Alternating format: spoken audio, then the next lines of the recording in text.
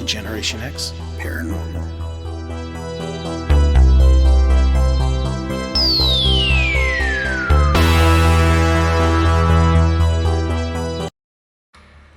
Hey everybody, welcome back.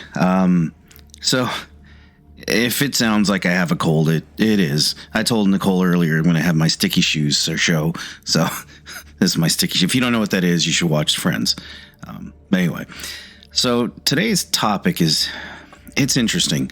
We'll kind of kick it off with this. Labor Day has always been, associated with going back to school and having to deal with the end of summer, right? Shopping. I know there's a big shopping holiday too, next to Black Friday, I guess. But anyway, you think about the end of summer and it's just kind of a farewell tour of heat, especially for Nicole because she was raised in the Midwest. For me, temperature didn't change a whole lot, but at any rate, so there was an event in 1969, September 1st.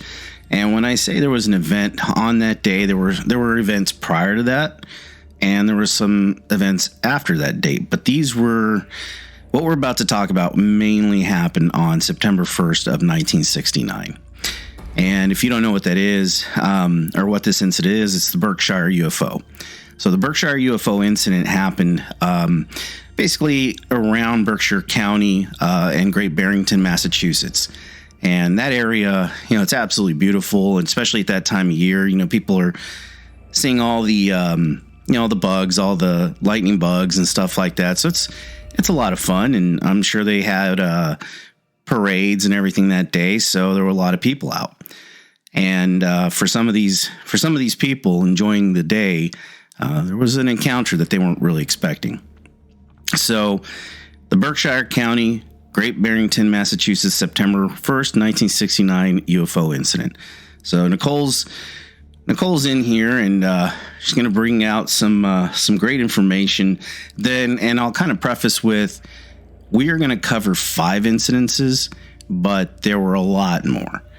These are sort of the top 5, and it's a bit timely because there is a special or on Netflix rather, kind of reinventing, what's the name of the show? Unsolved Mysteries. Yeah, Unsolved Mysteries. That's right. And, we're just kind of watching its revival, and it's a story that I never really actually had heard of. And not granted, I don't know every single story when it comes to UFOs, but I'd never heard of this incident. And it's surprising because you're going to find that this one is a bit different than your normal everyday UFO incident. Not just in the amount of people that witnessed it, but in the actual events that happened. So, Nicole, if you want to kind of jump in and get us started and kind of tell us what you brought. Well, the first one we're going to talk about was witnessed by a woman named Jane Green. And she had been in town. She was driving from Stockbridge back to Great Barrington. And she saw a bunch of lights. So she assumed it was like police cars, ambulance, something like that, like there had been an accident. Right. So she pulled over to the side of the road, and they suddenly saw a huge object floating in the sky. And I think she was with her friend. So it was her and her friend in the front seat. Okay. So this huge object was floating, and it was so big that she said she couldn't see the end, like where it ended. She could see it from left to right, but couldn't see where the end was. Sure. She said that it was really tall, hugely immense, but there was absolutely no noise to it. No humming, no what you would expect to hear. Like propulsion type stuff. Right. Okay. So no noise, it was completely dead quiet. And then in seconds, it lifted up, went sideways, lifted up again, and then went over the mountain. Wow. Within seconds, it did all those maneuvers. Without any noise. Without any noise. Wow. And that's interesting because in 1969, we talk about these lights. It's not like today where you have LED lights and, right. headlights are blinding anymore. And, police lights are just, it'll knock your corneas out. But right, it was so bright that's all they can attribute it to. Right. Yeah. The second sighting we're going to talk about comes from someone named Tom Warner. Now, Tom Warner was a little boy when this happened, and he had these friends, I guess, that lived not too far away from his actual house, and he would go over, and he liked to hang out with the older sister because she would, teach him how to color and all these other things. So he was over at the house, and he was coloring at the time, and he just got, heard a voice, I think he said, that told him to go home. Because he had went over to the window and was looking outside, and he just got this voice in his head that said, "You need to go home now." So not an audible voice, just not an internal audible voice. Just it's like he had that feeling somebody told him he needed to go home right now. Okay. So he just ran out the door. And he said he felt full of energy, and he just ran as fast as he could, full speed ahead. And though I think it was the mother or maybe the older sister, I don't recall, that was watching this and said he was running full speed, but he was running in place. Wow. So it was just like his body was frozen, but his legs were still going. Jeez. And she said it lasted for about 5 minutes. He was just running in place. Wow, that's kind of like my treadmill workouts lately. So he said something made him turn his head. And when he did, this, what he calls a UFO, dropped out in front of him, and a beam of light landed on top of him. His hands flew back, and he said the air got sucked out of him. And then all of a sudden he disappeared. Wow. And this comes from the woman, she saw this happen. Okay. When he woke up later, he was laying on the ground at the other end of the property. And there was something in his head that told him, I'll be done in a minute, because he was kind of frozen there. When he stood up, the beam disappeared, and from start to finish, from him disappearing basically till he reappeared on the ground and he was able to get up, it was about 7 minutes is what the witness said. Wow. Okay. So there was a time slip. And the next woman we're going to talk about, her name is Melanie, which we'll get to her later, but Tommy Warner remembers seeing her on the ship, what he calls the ship, with just fear in her eyes. So we've actually got him going into the craft. That's what he said. He doesn't remember a lot, but he remembers seeing her. And when he met her later, he already knew who she was, but just from sight, from seeing her. Okay. And he, later on in his life, he's an artist. He does watercolor paintings. Okay. And he did a painting of his experience. Yeah, I see that here. And he wrote a book called Beyond the Stars. Yeah, and obviously we'll put this on the video and at in YouTube, in the Facebook. But yeah, it's pretty impressive. Yeah, he's it's interesting that he's probably young, so he can't really remember things in general. I mean, when you're young, you don't typically remember some things, but the fact that he remembers seeing this woman, but I mean, they went into a ship, which it's interesting that it was only 7 minutes. I guess for me, I would think it would be a longer process than that, Possibly, but if we don't know how time exists, right? I mean, on Earth it would be 7 minutes, but right. If they took, how that changes, sure, time and space and a wormhole or something. Yeah, I'm not a scientist, but I know there's changes there. I mean, it could have been a lot longer, and he's not the one that's saying it was 7 minutes. It was the witness that watched him disappear. Sure. From start to finish, it was 7 minutes. So from her observation, it was 7 minutes, but it could have been an hour. We have no idea. We don't know. And he doesn't remember anything but seeing that. Okay. And so we're going to talk about Melanie now, because he saw Melanie. Okay. Okay. So Melanie was a child when this happened as well. Her family had been in town, and they had went and got some ice cream cones. You know, it's Labor Day, so they were out and about. Yeah. It's still warm, probably. And I guess there's a lake called Lake Mansfield. Okay. So her father drove the car to the lake, and I guess they were just hanging out in the car eating ice cream cones. You know, Yeah. That's what you would imagine like a 1960s family would do, right? Heck yeah, nowadays too. Yeah. Right. Okay. So they were sitting there, and then this bright light beamed into the car. And so her father, I guess, started chasing this light in the car because it was like at a distance. And she said she remembers levitating, like the car levitating. Whoa. And she remembers being on a ship and laying flat and seeing a bunch of other kids around her. Jeez. She doesn't recall the faces or anything. She just remembers seeing a bunch of kids. Right. Okay, and what's interesting is Tommy Warner had said that he had seen her laying down and had saw fear in her eyes, but nobody was speaking. So those stories line up. Yeah, they sure do. Okay.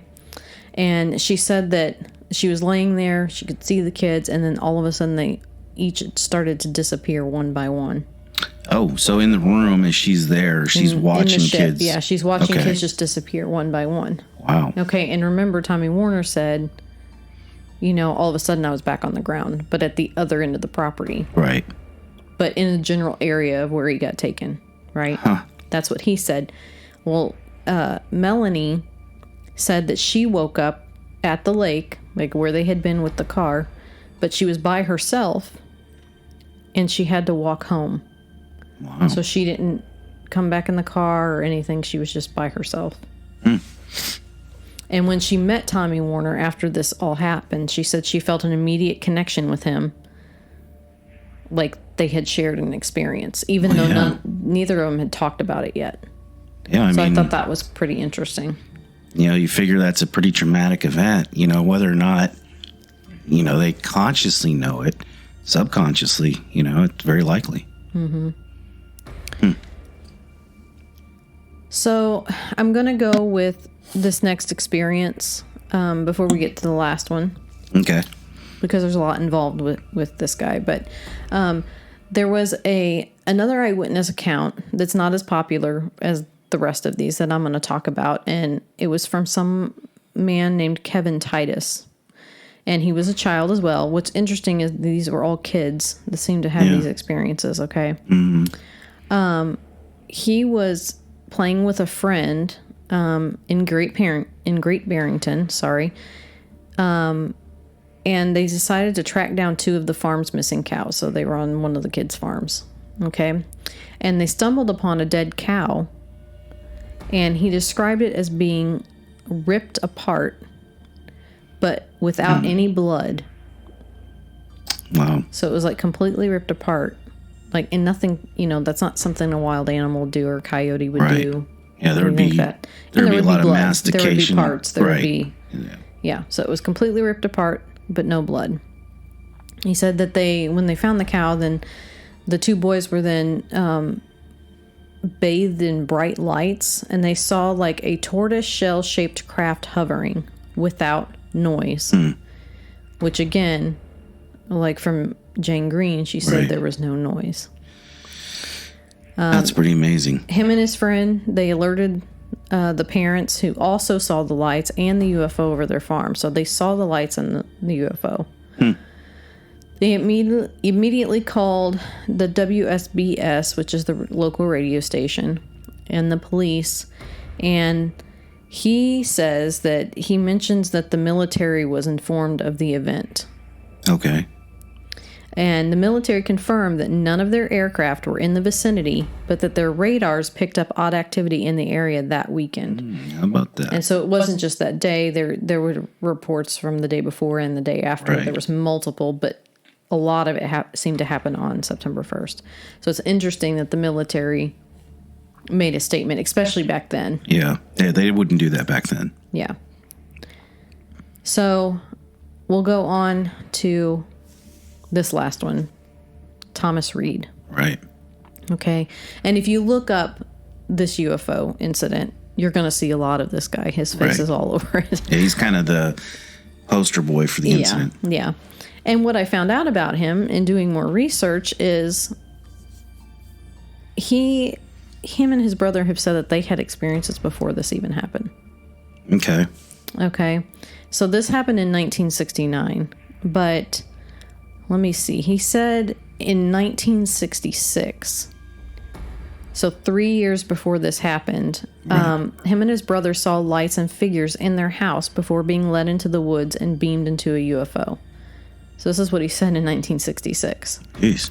And then in 1967, they saw lights, heard doors in their house slamming, and awoke near their driveway after another trip inside the UFO.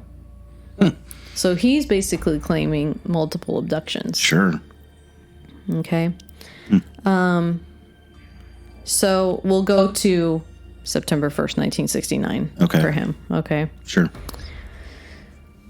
So he was in a horse show in town. So it was, I think, a Labor Day parade or something. So he was riding his horse as a boy. Right. Okay. So because that went so late into the night, they went to the diner to eat at 9 p.m., him and his mother, and I think maybe his brother. So they were coming home late, so they took this bridge called the Sheffield Bridge home, which is 6 miles south of Barrington. Okay. When they saw a light rising from the banks of the Housatonic River. Okay, so their car was going across the bridge, and I think the mom turned around to say something to the boys, and she saw the light come out of the river, so it was behind them. Oh, okay. Like yeah, the that makes direction sense. they were going. Okay. And she said there's a light ball hovering 2 stories high. Okay. And then out of this ball, there was rods of light that were fired down at them. And it kind of looked like what he described as like an orange or a wave, like a wave of light. Okay. Like it was moving. And all of a sudden it got really quiet. Like all the animals, crickets, all that stuff were just, still completely dead silent. Yeah. And they felt like a pressure change, like he said, being underwater. Like how if you go really deep in the pool, you kind of get that pressure change. Yep. And that's what they felt. So the family pulled off to the side of the road. And when they looked up, there was a disc-shaped object hovering about 100 yards long. And the mother explained it as like a turtle shell turned on its side. And that's the second time it was described that way, as looking like tortoise-shaped. Right. Okay. The car lit up, and then all of a sudden, all like the wildlife just started making sounds again. So it was just like an eruption of noise. And that's the last thing that he remembers. Okay. And from start to finish of this, there was 3 hours of lost time that the family cannot remember. Okay. When they woke up in the car in front of a drugstore, but all the family members had switched seats in the car. So they weren't in the original seats. And what's interesting about this is that I think the mother and the grandmother were in the front seat, and the mother was driving. Right.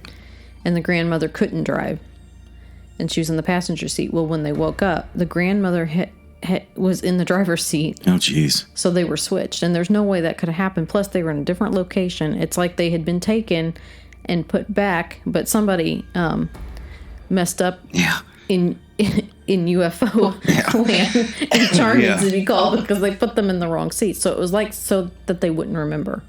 Every species has a moron. Right. they got back in the wrong seats. Right. Okay. And, what's sad about all of these stories is that most of these people, got harassed and made fun of, and they couldn't talk about it, because especially in 1969, these things were not discussed. Right. Right, that you're crazy, that the stuff doesn't happen. And I guess his mother had owned the diner, and she had to sell it, and they had to sell their house and move. And later in life, I think Thomas Reed, he took a polygraph test, and he passed it with 99% plausibility. Wow. So only 1% there that he could have been lying about it. And I think that's pretty normal. I think even a baseline polygraph, I think that's the same thing. Like everybody gets, I think, a 99%. Maybe I'm wrong, but I thought I remember reading that. Yeah. What's interesting is, so this road that they were on, Thomas Reed and his family, it was on Route 7.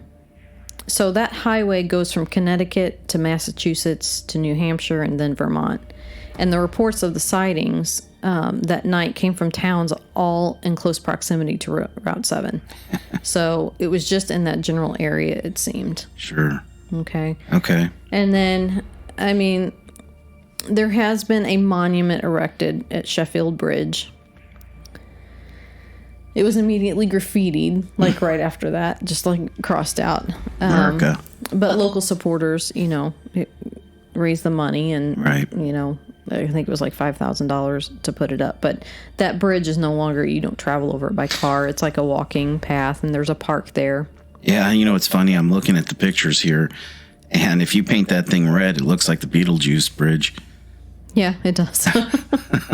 Well, it's that old-timey wooden that bridge. New England kind of... Yeah.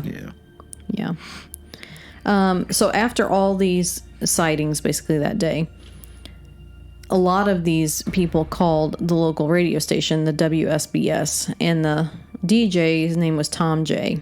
There's a lot of Toms in this story, so it can get confusing. But he got a lot of calls, so he went on the air and basically, asked if anyone saw or knew what these sightings were, because he was getting calls at the station. And when he did that, multiple calls came in saying, yeah, I saw this, I saw that, I saw that. What's unfortunate is back then in 1969, when they did a show, they would immediately use the tape over. So they would delete it within a couple days and use, the old rolled tape. Right. The reel to reel. Yeah. Mm-hmm. And they would record back over. So we don't have those phone calls now. Great. To go back and look at. But there was no reference in police reports or local newspapers about this, mostly because they thought these people were crazy.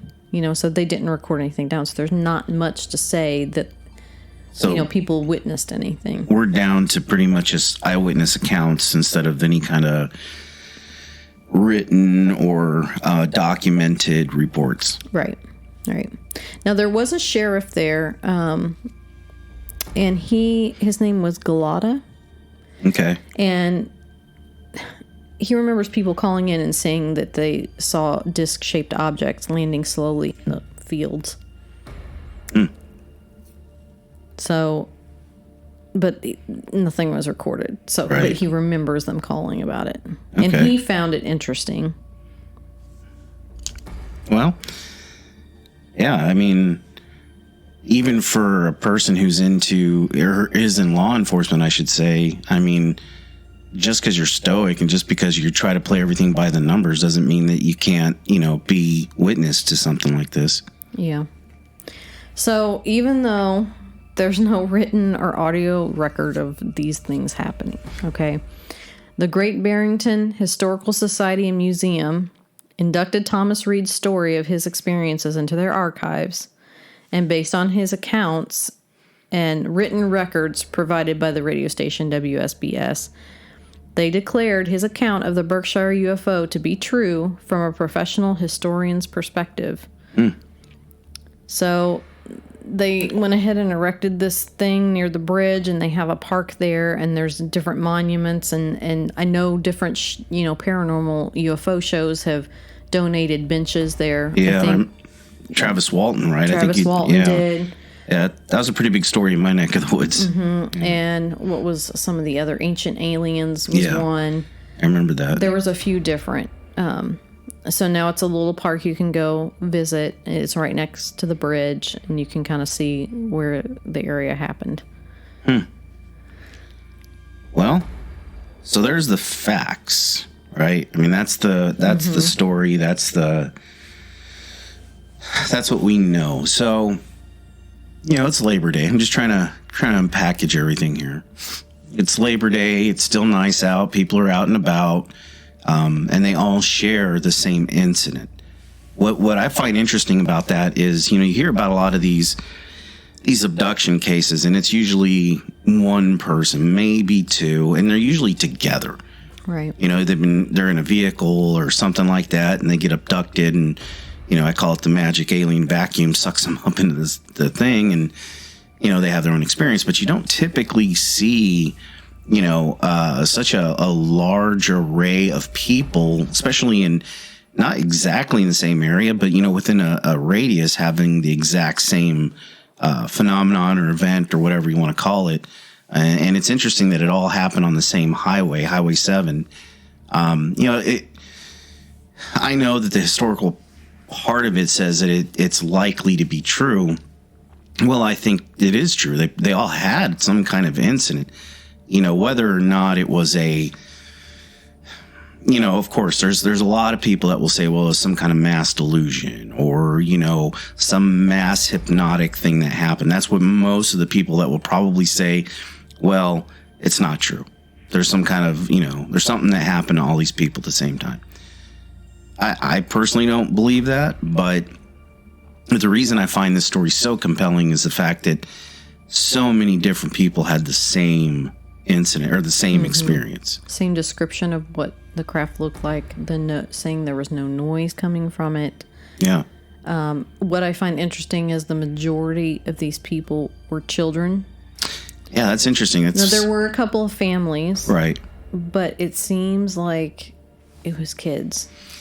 That's what's interesting is, you know, you think about our Zimbabwe show, right? Yeah. You know, we're another well-known story revolved around kids. Mm-hmm. And I wonder, you know, what I guess for me, maybe the aliens or whatever you want to call it, the visitors, we'll just say, maybe the reason they choose the youth is, one, they do have a quick memory. So maybe they would forget it and they can regret or repress some of those memories. But I just find that interesting that, you know, the parallel, and it isn't even just that. You know, you think about just in movies in general, if you remember Close Encounters of the Third Kind, and one of the very first incidences is that little boy running around there for toys, and he gets sucked up into the sky. So, yeah, I find that really interesting. You know, we cover a lot of different things with the paranormal, and of course, some stuff, you know, we just try to keep it level-headed as possible, you know, but I am a believer, and I'm pretty passionate about the fact that, you know, if you aren't in that part of your life, or you're accepting that there are some things being visited, there's some things visiting our planet, you got to take a deep look, because we've already got the military, we've got the government pretty much just saying, hey guys, yeah, this is happening. Right. You know, you didn't have that back in the old days. Well, that's what I find interesting about these older stories, especially like 1969. This is before our technology has gotten to where it is. Now, it's almost, I mean, it's the easiest thing in the world to blame it on this or that, this technology or this, you know, military's doing this, or, you know, and of course the military had things back then. But the military even came out and made a statement. No, we saw things going on, but we weren't there. No, could they lie? Yes, of course they could. Yeah. But what would cause these kids to have these memories? That's where that comes into play, you know? And I don't think, sorry, but I don't think the United States government had gotten to that point in 1969 where they could make a craft that didn't make any noise. They can't even do it now. Exactly. So, I mean, they had what's the stealth fighter pilot? So that is the B-2 stealth one. Yeah. But when did they come out with that?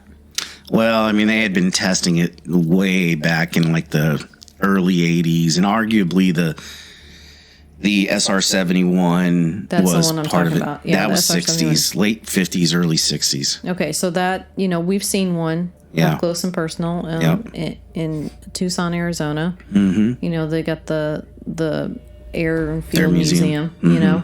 And they've got one in one of the hangars that you can walk underneath. It's very cool looking. I mean, and for that time period, it would have looked like something out of this world. It's very sleek and black and would have been almost silent, but not completely silent. Actually, I'll be honest with you, no. What's interesting about the SR-71 is it could fly so incredibly high that it would elude most radar.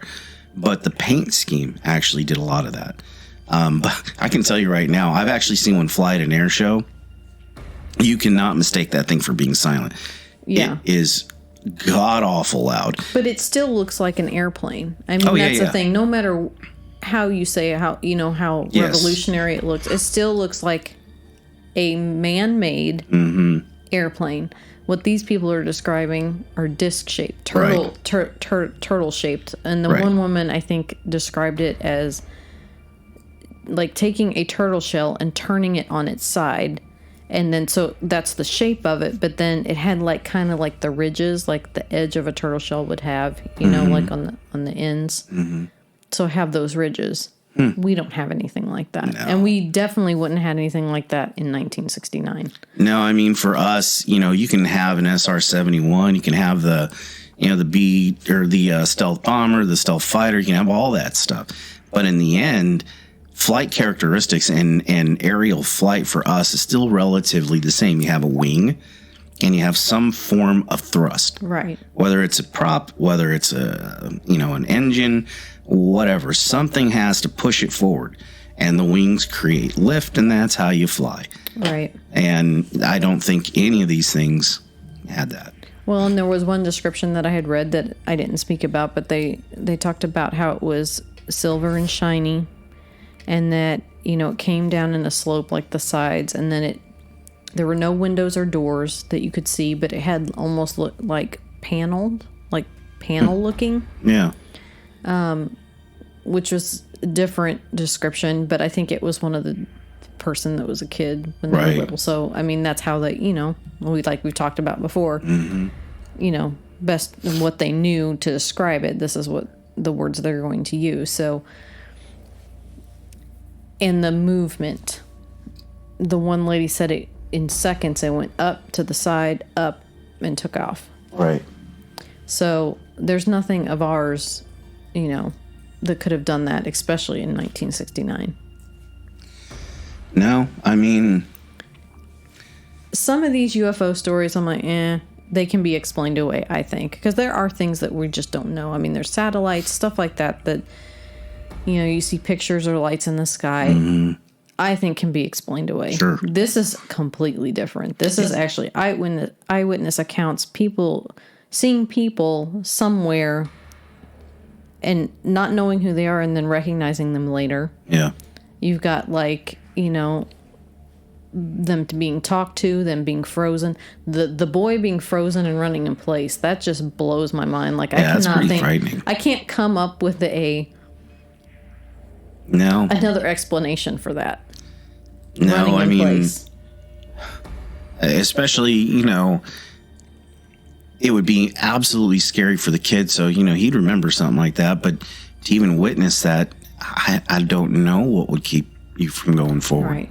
And a lot of these are, you know, well, they're adults now, but at the time they were kids and it was their parents, you know, like the one witness saw with the boy. And, you know, a lot of people are like, oh, well, they just want fame. They want attention. Now, yeah, absolutely. You saw that, you would go out and blast it all over Twitter and Facebook and Instagram and whatever it is you use now. Yeah. And you would make it known. You'd be on TV. You'd make a video on YouTube. You'd let everybody in the world know because you want that attention, right? This is 1969. Yeah. Okay? Things are much different, you know? And, I mean, these people were all harassed. Some people had to sell their businesses, their homes. They had to move because people looked at them as crazy. The one boy said that he never got to date anyone in high school because they all looked at him as the crazy kid. Right. Because he had said this had happened, you know? And so why would you want to say that this experience happened to you when you're looked at that way? Unless you were 100% sure that you experienced something. Absolutely. That's a very valid. And you think about, you know, the lady who owned the diner, and, you know, she had a business, you know, she was making income. It was her way to provide for her family. And if I remember right in the story, she was real excited to move out there. Well, yeah, they had moved from New York, and she was a single mother. So you think a single mother's excited that she lost her business and home and has to leave? No. No, it's putting a lot on the line to come out with a story like that. Right. So I don't buy that when people say, oh, it's just for attention. Yeah. Not then.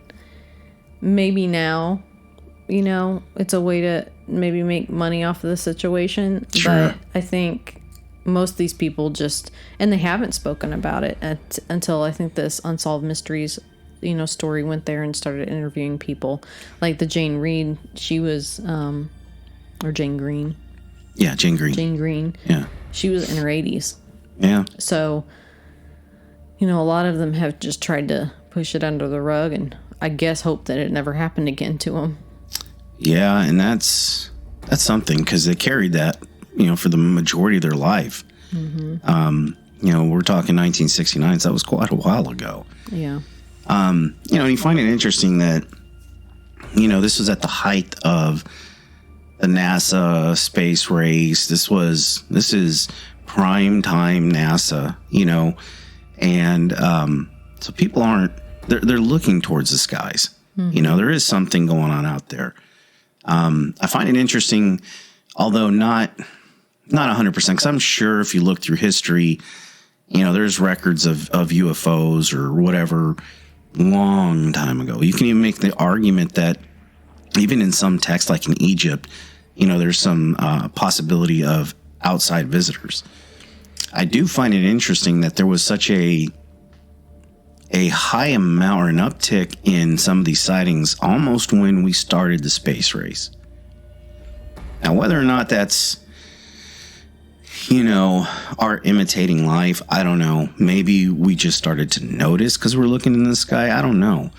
But I do find it interesting that if you were an alien civilization, and obviously if you're here, you're much more advanced than we are.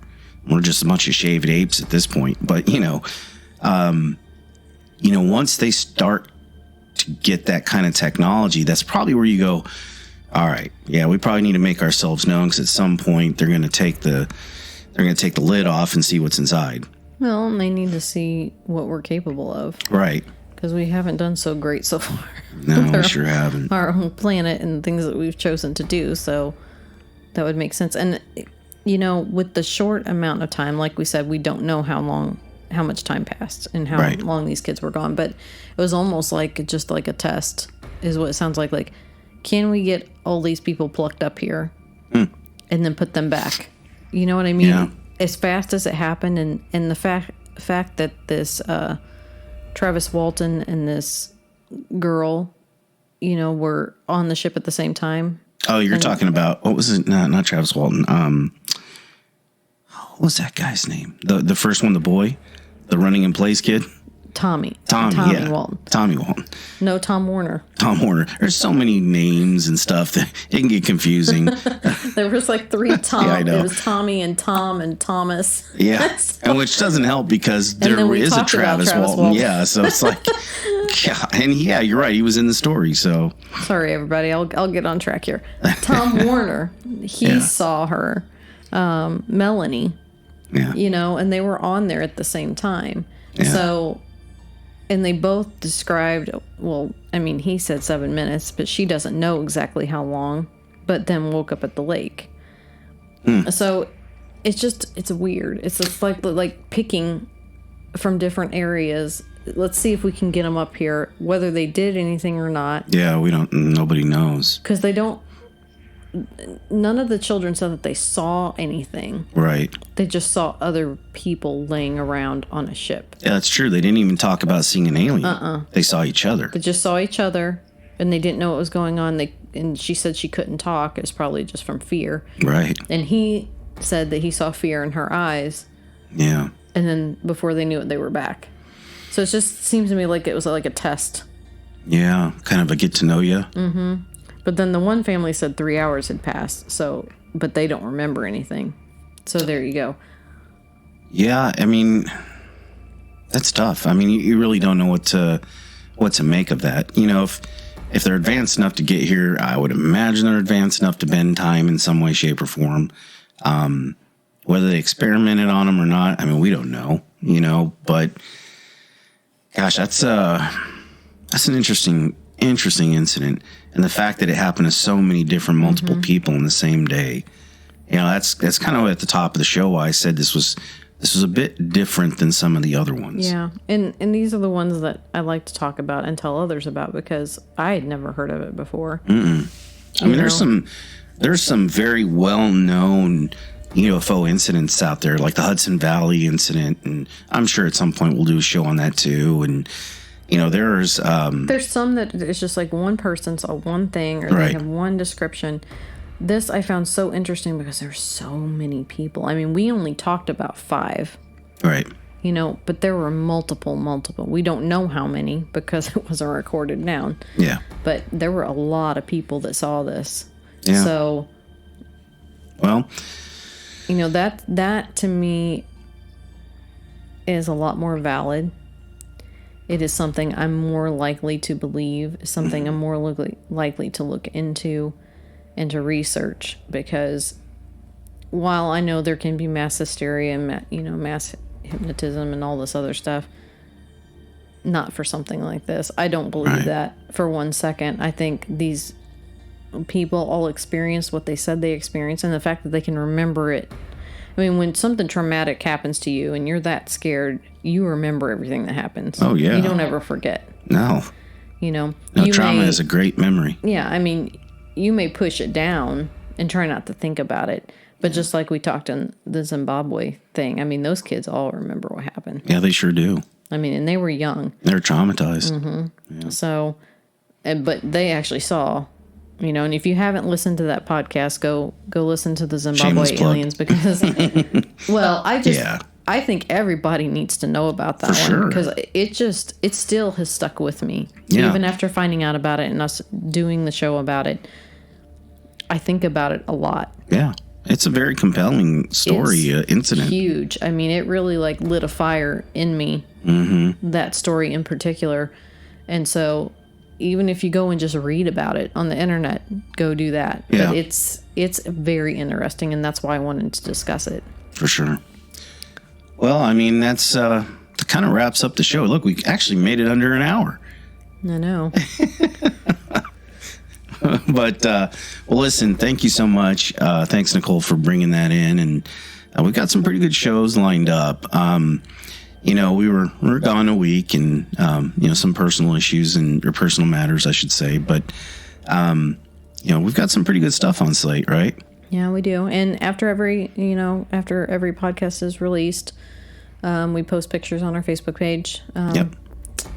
And I write out the episode and the links to the podcast, and you can check out the pictures that we've discussed on the podcast, or information relating to that, so you can kind of check that out so you don't have to go search for yourself. It's perfect, which is great. I'm so glad you do that. And I typically do a video on pretty much everything we do, so look for that at our YouTube channel. And a few users have asked us, or listeners have asked us about support. If it's something that you want to do, it's not a push thing at all. But if you do, we do have a Patreon set up. It's patreon.com/Generation X Paranormal. Again, it's not a ploy or anything. Keep your money if you want. It's just some people had asked. So, we're putting that out there. But again, thanks for joining us, and we'll see you next week. Bye, everybody. Bye.